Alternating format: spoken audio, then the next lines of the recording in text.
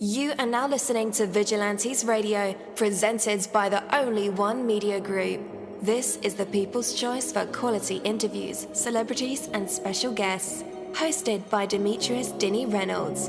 Call in to join the mix at 701-801-9813. For the complete archive of episodes, visit onlyonemediagroup.com and be sure to like us on Facebook at Vigilantes Radio.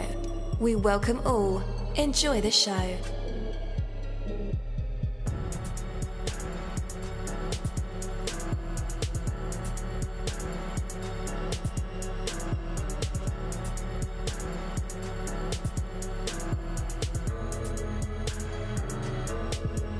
Ladies and gentlemen, please welcome your host, Demetrius Houdini Black Reynolds.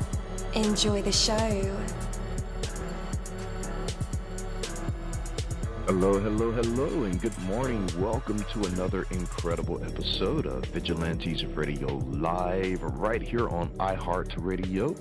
And I am your host, Deanie. We have another special guest for you guys. You definitely want to stick around for that. And as a matter of fact, text your buddies, text your family members, or even share it on social media right now and let them know that we are about to dive deep into another interview. But I do have to say that this particular episode is pre-recorded, and I can't wait for you to hear this episode. For you guys who subscribe to the show, you'll be the first to know, and the rest of you guys will get a notification in your inboxes when this show is live. Before we bring our guest on, I do want to say that you have to, improve the situation. Every time you complain about something, whether silently to yourself or out loud to others, you tie yourself more firmly to it. Complaints direct your energy towards the very things about which you're complaining. There is a far more effective approach, and that is to propose a positive alternative and to set about, putting it into practice. While a complaint merely reinforces what is wrong, a positive alternative sets about to actually change the situation for the better. Complaints, because of their negative nature, are usually met with some degree of defensiveness. Positive alternatives, on the other hand, tend to be more naturally met with cooperation and appreciation. The next time you have the urge to complain, stop and ask yourself, what is it you really want? Do you simply want to complain, or do you want to do something that's going to improve the situation? Most complaints stem from a genuine desire to improve the situation, but usually the complaint itself is not enough to do that. So go beyond the complaint and use that energy to truly make a positive difference. Rather than aggravating a bad situation with your complaints, transform it with the positive thoughts, ideas, and actions. Now, if only I can get my wife on board. No, I'm just playing on play. Anyway, that is my word. My name is Coach Deanie. Are you ready?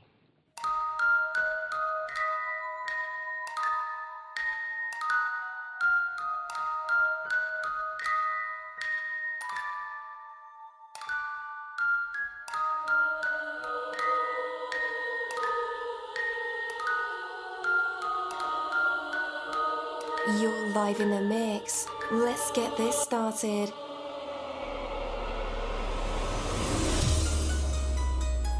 All right. Again, welcome to the show. You're listening to VRL. That's Vigilantes Radio Live right here on iHeartRadio. And I am your host, Deanie. Our interviews are designed to go beyond music, news, books, art, acting, films, technology, education, entrepreneurship, entertainment, and sometimes even past that thing that we call the ego. Our interviews are designed to go behind the scenes and into the minds of these incredible human beings, the ones who were out there giving it their all for me, for you, and for the world. Well, ladies and gentlemen, today's guest is nothing short of remarkable. With over 40 years of law enforcement experience, Brian Brady has seen it all, from infamous cases like the Zodiac Killer to real-world detective work that inspired his latest thriller, Hiding in Plain Sight. Now an acclaimed author, Brian takes readers inside the mind of a seasoned detective, merging fact with fiction in a way that captivates and educates. So please join me in saying, welcome, friend, to the one and only Brian Brady. Hello, hello, hello. Welcome to the show. Good morning. Thank you for having me. Absolutely. How are you? I'm doing well. It's a bright, sunny day out here in California, and we're looking forward to maybe a little bit of rain later, believe it or not. Yeah, that'll be good, man. That'll be good. So, yeah, absolutely. Brian, your career and experiences are fascinating, but I'd love to give you the floor. What else would you like to add to that introduction? Well, actually, I've been fortunate because of my career. I worked in 4 different police departments and for 2 private security entities as a security executive. And over that period of time, I've met a number of very interesting people, all of whom have great stories. And I wrote down a lot of what they said and kind of stuck it in a file and didn't do anything with it. And then after I finished up my last job, talking to some friends, they said, you got some great information, you ought to write it down. So I dug the file out and started piecing together a story. And so my characters and the story I write about, they're composites of other people and cases that have evolved over years, and it's given me a wonderful opportunity to do what's I loosely construed as historical fiction, where you're taking an actual the bones of an actual case and then writing a story around it. Absolutely. What has been on your heart and mind lately as you have transitioned from a career in law enforcement to a career as an author? A couple of things, I think. As a former police officer and executive in the business, I have my concerns about law enforcement right now in the 21st century here in the U.S. and some of the hurdles that the profession is facing, some self-inflicted, and that how urban law enforcement is going to dig out of the hole they put themselves in and regain community trust and be able to do their jobs better. And then the writing transition has been it's been interesting because I think people have a thought that you grab a pencil or a computer and sit down and just bang out a story, and it doesn't work quite that way. It takes time, and there has to be some discipline involved. Initially, I was not. It took me a little time. You write every day, and another author told me that. He said, even if you get up in the morning and you don't have a thought in your head, write about what you see out the window, write about what you saw on the news, just write. And you develop the habit of writing. So you become disciplined. And that, when I looked at retiring, I wasn't really looking for something that required discipline. And this does. So that was a little bit of a shock. But it's enjoyable. It's once you get into the habit of doing it, it flows.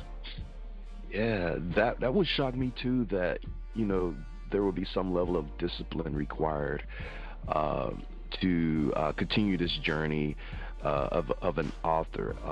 I'm just like you, that is a shock. What was the thing that you had to discipline yourself the most about? Actually, setting aside time. For me, initially it was getting up, and you have, as a friend of mine said once, he retired. He said, I get up every morning with nothing to do, and I go to bed at night having accomplished half of it. So you have a whole day ahead of you, so you procrastinate. So, I'll write that later, or I'll tack on another couple of paragraphs to that story. Or so you need a schedule. You need to get up, have your coffee, go to your computer, sit down, and I'm going to work from 8 to 10, then I'll take a break, and then again I'm going to go back and write from noon to 2, or whatever it happens to be, whatever works for you. But it's making a schedule and sticking to it, just like a job. Absolutely. So let's talk about your book. Your new book, Hiding in Plain Sight, features a detective with a deep understanding of serial killers. How much of this character is drawn from your own experiences in law enforcement, particularly with cases like the Zebra Killer and Zodiac Killer? In my background, I started with the Berkeley Police Department, and from there I went to East LA for a few years, and then to New Mexico for 4 years, and then back to California and to the Bay Area, and I ultimately retired from the Nevada Police Department, which is about 30 miles north of San Francisco. Growing up in San Francisco, I have a number of friends on the department there, and matter of fact, one homicide inspector was probably the person that influenced me most to go into law enforcement.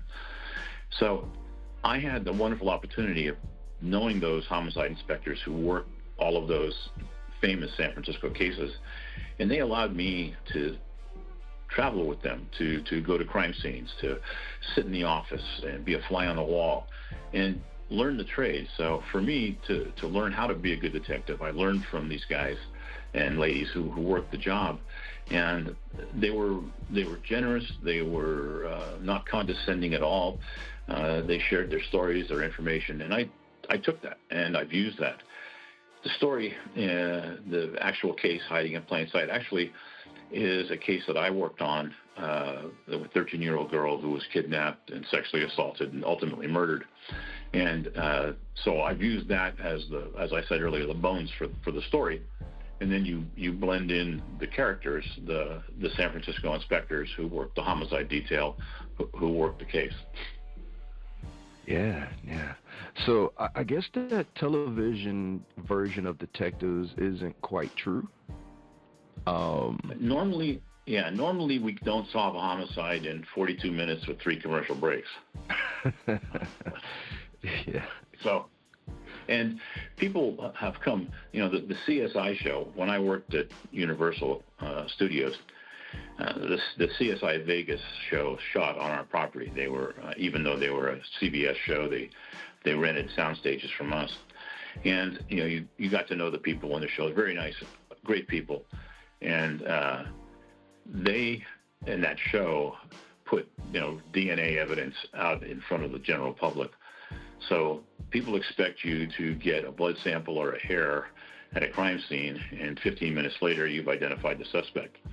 It doesn't work that way. It takes a fair amount of time to get DNA evidence analyzed. And so the public, through crime scene shows, expects miracles, and they don't happen quite that way. Man, I thought they did. No, just playing. Yeah, there's, and it's. I mean, the science evidence has changed. Investigations dramatically. DNA is remarkable. Again, it's I just was up in Montana recently. A friend of mine who's retired from the Los Angeles Police Department. He lives up there, and he was asked by a sheriff's department up there to look into a 28-year-old cold case on his own, basically, with the sheriff's resources, and he ended up solving the case. Wow. But it was solved on DNA evidence, a hair, a 28-year-old hair that had been properly preserved in evidence and sitting in an evidence locker. And 28 years later, with the advent of new DNA technology, they've identified a suspect. So it's a remarkable achievement, and it's changed cold case investigations dramatically. Absolutely. What do you hope readers take away from the book, both in terms of understanding the complexities of detective work and the humanity behind those working those chilling cases? I think there's actually a couple of things. The process that's involved in doing an investigation, completing an investigation, that it is complicated and complex, and it has twists and turns and setbacks and successes, and it's a work in progress. you start with a crime scene and you work from there. And it's laborious, and it's tedious, and sometimes it's not very rewarding. Sometimes you hit a brick wall. So I would hope the reader would, as they read through, I've tried to be technically correct in my writing, that if I say something is done a certain way, that is the way it's done. And I think sometimes on TV and in some shows and books, the hero goes from A to Z in one leap, and it doesn't really happen that way. There's a number of intervening steps. So I hope people would get that. And then secondly, I hope they like the characters. I like the characters, and you get immersed in them. And I hope that the reader likes them as well and sees the humanity of the character, the fact that they hurt, the fact that they care, the fact that they have personal lives, the fact that they have their own foibles, but they're dedicated to what they do. And I think that's one thing sometimes that TV shows don't quite grasp, and that is the level of commitment that these investigators have and the level of caring that they have. It's very personal. You speak for a person that can't speak for themselves in a homicide, and that's a big responsibility. And these investigators take that very seriously. And in reality, the people I've worked with over the years are that way. It's very, very personal, and they care very deeply. Yes, that's very assuring to hear. How do you want your readers to feel after finishing Hiding in Plain Sight? I guess there's two or three things. One, I hope they enjoy the book and that they've liked the characters and they want to see another book, and they tell their friends and they all go out and buy them, and I sell thousands of books. That would be ideal.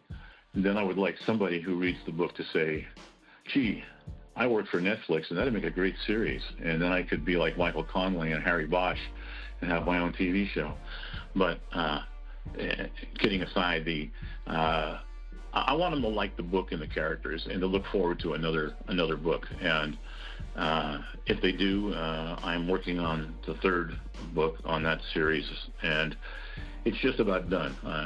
It's in final edit now. Nice. And do you think Hiding in Plain Sight will change how people perceive real-world law enforcement? I don't know if it'll change. I think it'll make them more knowledgeable. And hopefully with knowledge will come maybe opinion change, that these people are, in fact, very, very dedicated to what they do, and it does matter. I would hope the reader would take that away, and the fact that they are likable. I think that adds to the story, that if you can identify with a character, at least for me, when I'm reading a story, a novel, a fiction, that if there's something about the character that you can relate to, it makes the story a lot more fulfilling. Yeah. Speaking of relatability, your protagonist is deeply involved in solving homicides. What aspects of your own character or values did you infuse into this fictional detective? Well, there's 4 detectives that work together, two-person teams. Well, there's more than that in the unit, but I think, yes, there are elements of my own life in there. Some of which where your personal life can suffer from time spent on the job, time spent away from home, time spent. And I think in one of the characters you see that he's had some difficulty maintaining a long-term relationship, marriage, etc., simply because of those issues. Mm-hmm. And then the characters, the stories are in San Francisco, and that's home for me. I was born and raised there, so it allowed me to infuse memories and part of my growing up in the city. So the characters, as they move through the city and they work on these homicides, they traverse neighborhoods where I grew up, where I went to school, where I had friends, etc. So the streets and the grocery stores and movie theaters and the ballparks are all real, and I think that adds an element to the story that makes it a little bit unique. Absolutely, I totally agree with that. And anyone in San Francisco would get like some sense of familiarity with this story or the landmarks that you use in the story. That's really cool. That's really cool. Can you share any particular real life cases that you drew inspiration from when crafting this story or this conflict? Well, as I said, the Hiding in Plain Sight is based loosely anyway on a real case, and the commitment of the people involved. I think that struck me the most. And of course, when it's a child involved, a 13-year-old kid who's the victim, you get incredible public sentiment and help, and you get help from other law enforcement agencies. People bend over backwards. So I think I try to point that out in the book, that there's a lot of people who want to help. Sometimes they get in your way in wanting to help. Sometimes they're incredibly helpful. Their intentions are good, so you can't tell somebody just to go away. You have to be tactful because they mean well. They want to help you, and you don't want to diminish that. So the story, as it evolves, it has an element of people wanting to help and sometimes getting in the way, people being extremely helpful. But hopefully what goes through it or is the prevailing thought is the commitment of the people involved. And I'm lucky. I mean, writing in San Francisco, about San Francisco, it's such a iconic city, and even people who don't live there, and you have to be careful when you're writing this. It resonates for a San Franciscan. If somebody picks up the book and reads it, and I've had people call me and say, gosh, I really enjoyed this. It reminds me of such and such. I used to live there or go. And that's exciting to hear because at least I describe things well. But for people who don't even know San Francisco, have never been there, they've seen the Golden Gate Bridge, they've seen Coit Tower, they've seen Pac Bell Park. So when they read it in the story, they're able to identify with it, even though they not necessarily have been there. So the story is able to move from being San Francisco-centric to people outside of San Francisco who have never been there, who can still enjoy the story and the setting. Yeah, you can actually Google these places on Google Earth and get even a snapshot of what the location looks like, just in case you didn't have an idea. And I've gone. Really cool. I have a social media presence now. This is something I never thought I'd have, but I have some people that help me with that. And what I've done with the books, there's two books. There's a book that was before Hiding in Plain Sight called Over the Tangled Web, the same characters, and it's really the prequel to the series. And I've gone out and gone to the city with my little iPhone and taken photographs of all the locations that take place in the book. And then we post those. When the book is talked about, we put it on the social media presence with the photographs of the neighborhood, the photographs of the streetcar that was involved, the photographs of the ballpark, whatever it happens to be, that are all germane to the story. Wow, that's an incredible piece to add to that, the social media. So we'll definitely get those links just in case our listeners who are picking up copies of the book want to, cross-reference or stay up to date with these locations. We'll provide that social media link. So how has that been, being that social media provides a wider audience for you to reach? It's beyond my comprehension sometimes. I came through law enforcement when I started. We typed our own reports, and you go from that to dictating reports to computers to it's just the transitions have been amazing. And now with social media, I'm not great on social media, and that's why I ended up hiring somebody to do that for me that was knowledgeable. And I'm amazed.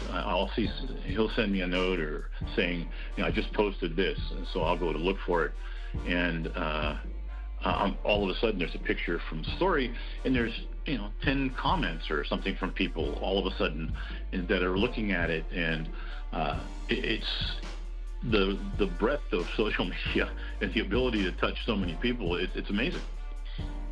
That is amazing. Wow. And I'm glad that people are, picking up the book and leaving comments. That's such a hard process when you're looking for feedback and looking for real-time responses in this new industry that we have. There's I have a website as well, and there's a forum on the website. If someone has a question or a comment, or primarily a question, I'll make every effort to I'll read that, and then I'll try and get back to that person or get an answer or post an answer so they're not left hanging. I think that's really important, and I've talked to a couple of other authors who have done that, and they said it was, it's a little time consuming sometimes, but if someone took the time to read your book and was kind enough to comment or to ask a question, you owe them a response. So I make every effort to get that promptly out to them. Yes, indeed. Yes, indeed. Now, I'm interested in how you chose to conclude the case. That's a great question, because I've got an idea for a fourth book, and I started loosely piecing it together, and I got about what I would consider on my outlines about halfway there, and I have this very, very elusive bad guy, and I'm now at a point where I don't know how I'm going to catch him. He's done too well, and so I'm not sure how that one's going to end. In the book in Hiding, I had a good idea that the suspect was going to be caught because, again, it was based on a real story, but the how to catch him, to make that interesting, and the steps that would be necessary, because in the book, one of the key pieces of evidence has been sitting in an evidence locker on the East Coast for years, and it is unearthed through just methodical investigative work, and that's what leads to the demise of the bad guy. So I kind of knew how I wanted it to end, but to find the right piece of the puzzle that would get you to the desired ending, I wasn't sure about that until about halfway through the book. One final question for you. Do you find yourself grappling with moral questions as you write your characters, especially considering the real-life ethical challenges that detectives face? Yeah, I think, without getting too philosophical or political, I think law enforcement is, in a lot of respects, at a crossroads. I think law enforcement enjoyed great community support, and I think through some terrible cases, law enforcement has lost a lot of community support, and with that came some cuts in funding. With that came not as many applicants for the position, understaffing, et cetera, and with that, the ancillary things like additional crime. So I think law enforcement needs to make some changes and to work to get back that public confidence. And I'm kind of trying to do that with my characters, in that I want them to be seen as human and caring, and that the community matters, and the victim matters, and the victim's family matters. And I'm hoping that the reader will see that and see that element in the character, and that would resonate with the reader. And maybe somewhere down the road that might stick in their mind, that these people do care, and the victim and the community, they do matter. Absolutely. And yeah, you're right. Even in my own town, our police force used to be for the community. It was for the people.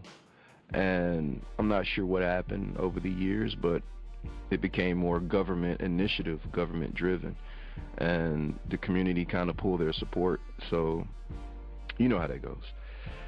I think we in law enforcement have, with no pun intended, have kind of shot ourselves in the foot in a number of stupid things that have been done.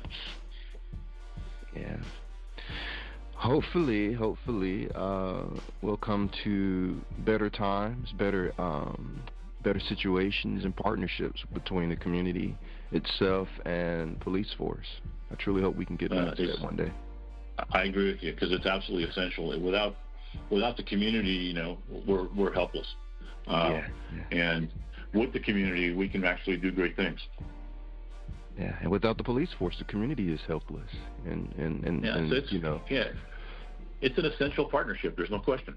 Yeah, and at some point in time, we will try to police ourselves. And me personally, I don't think that's a good idea sometimes. Seeing that most of us are not professionals, Yeah, that's concerning too. It is. So, where can our listeners pick up a copy of Hiding in Plain Sight? Both books, Hiding in Plain Sight and A Wood of Tangled Web, are on Amazon, Kindle, Barnes & Noble, and they're readily available. I think Target actually has one of them. I'm not sure how that happens. But and then there's a website called goldengatetales.com, and the forums there, and there's information about the books and myself. And if someone has a question and they post it, I'll be more than happy to get back to them. And then the social media is goldengatetales.com as well on the different social media platforms. All right. Listeners, just in case you didn't get the link, no worries. I will have it in the description of this episode and in the show notes. So all you guys have to do is just click the link. What an incredible conversation with Brian Brady, a true veteran of law enforcement turned talented author. From his deep dive into real homicide investigations to crafting of his thriller Hiding in Plain Sight, we explored the journey from fact to fiction. And make sure to grab a copy of Brian's book and immerse yourself in the world of crime fiction with a dose of reality. And while you're at it, don't forget to subscribe to Vigilantes Radio, leave us a rating, and share this episode. All right. Thank you so much, Brian. It was a pleasure having you on. Thank you. I really appreciate the time. Yes, sir. Take care. Bye-bye. Bye. Thank you, my Vigilantes family, as always, for checking out my podcast over here at Vigilantes Radio Live. All episodes are available for free download, and you can grab it from either Spreaker.com/Only One Media Group, Spotify, Castbox, iHeartRadio, iTunes, YouTube, the app Podcast Addict, or over at our website, which again is onlyonemediagroup.com, and that goes for every single show that we've ever aired. If you like to request some music or send something for me to play, email it to vradio@onlyonemediagroup.com. That is V as in Victor. And here's my disclaimer: we are genre free, we do not judge, and we absolutely do not base our opinions on hearsay but facts alone. And actually, scratch all of that, because all of my opinions are always right. That's the bottom line. This is my show, so deal with it. Just kidding. On behalf of myself, Denny, I appreciate all you guys for tuning in, either afterwards or live with us. Spread the word, because sharing is caring. We stepped up our game just for you guys and our guests to make sure that you have the best experience here on our show.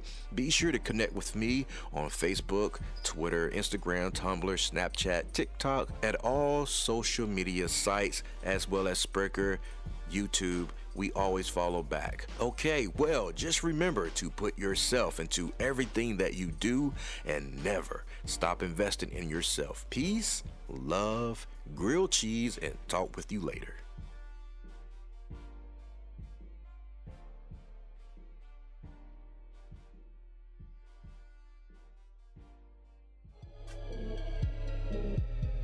You are now listening to Vigilantes Radio, the people's choice for quality interviews, art, music, and hot topics. Hosted by Demetrius Houdini Black Reynolds of the duo No Longer the Hero. All episodes of this podcast are available for free download at www.onlyonemediagroup.com. This is a Seventh Sign Regime Rebirth Worldwide Syndicate exclusive.